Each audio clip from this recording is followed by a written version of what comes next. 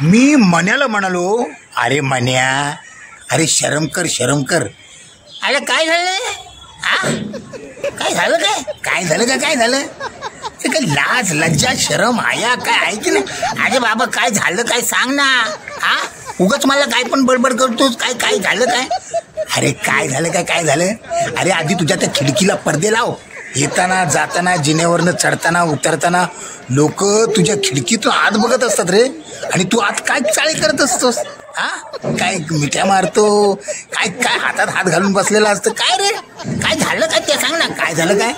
मी माझ्या डोळ्याने पाहिलं. परवा तू वहिनीला मिठी मारत होता. परवा अरे तू काय प्यायला होतं का रे परवा?